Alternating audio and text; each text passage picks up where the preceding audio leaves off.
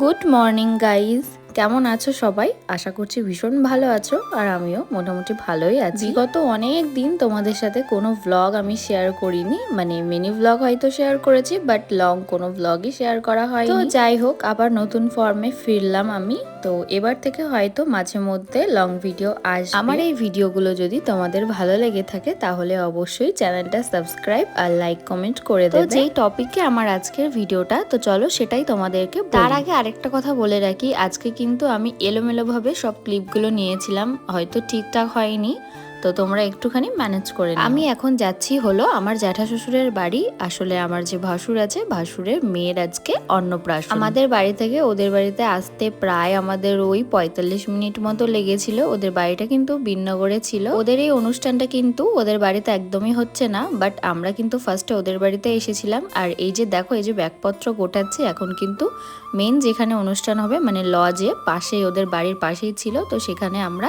ব্যাগপত্র নিয়ে এখন চলে এসেছি। একটা অনুষ্ঠানেই কিন্তু সবার সাথে পরিচয় হয়। এই যে দেখো, এই পুচকুটা, আমি কিন্তু ওকে একদমই চিনতাম না, আর আজকে আসার পরে ওকে আমি ফার্স্ট টাইম দেখছি, আর আমার কোলে কিন্তু ভীষণ মজা করছিল। তারপর সকালের খাওয়া দাওয়া আমরা সবাই করে নিয়েছিলাম। সকালের মেনুতে ছিল হচ্ছে লুচি আর তার সাথে আলুর তরকারি। খাওয়া দাওয়া করে আমরা কিন্তু একেবারে একদম দুপুরবেলার জন্য রেডি হয়ে নিয়েছি। আর এই যে দেখো আমাদের পুচকু, ও কিন্তু একদম রেডি হয়ে গেছে, আর দেখো ওকে কত সুন্দর লাগছে আজকে। এখন যা গরম পড়েছে, সত্যি কথা বলতে আমাদের বড়দেরই এত কষ্ট হয়, আর ও তো আজকে ওর একটা স্পেশাল দিন, ও আরো বেশি সুন্দর করে সাজানো গোজানো হয়েছিল, আর ওর প্রচন্ড পরিমাণে না এখানে গরম করছিল, তাই ও না কান্না করছিল। তার উপরে ওর দাদুকেও খুঁজে পাওয়া যাচ্ছিল না। আসলে ওর দাদু গেছিল আইসক্রিম আনতে, আর এদিকে নিয়ম কানুন তো করা হবে, একটু দেরিও হয়ে যাচ্ছিল। তারপর সবাই মিলে আবার জ্যাঠাকে তাড়াতাড়ি করে নিয়ে আসলো, যাতে ও আরো কষ্ট না পায়, কারণ ও তো কান্না করছিল।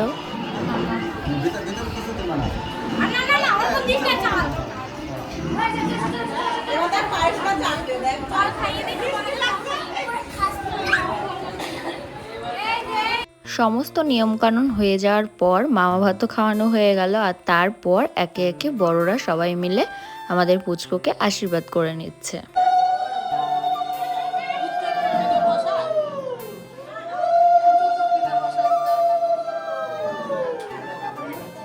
এরপর তো আশীর্বাদ পর্ব সব শেষ হয়ে গেল, আর সবারই আশীর্বাদ করা মোটামুটি হয়ে গেছে।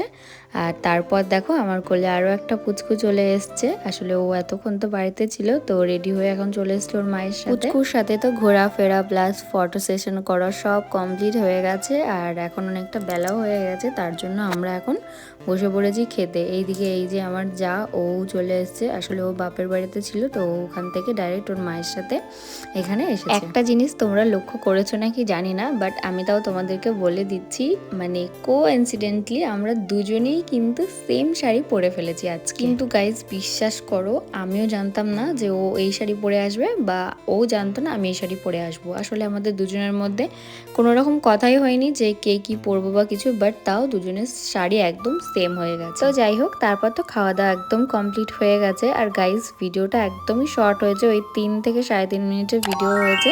জানি না তোমাদের কেমন লাগবে, ভালো লাগলে অবশ্যই লাইক কমেন্ট শেয়ার করে দিও। চলো তাহলে দেখা হবে তোমাদের সাথে পরের ব্লগে, বাই।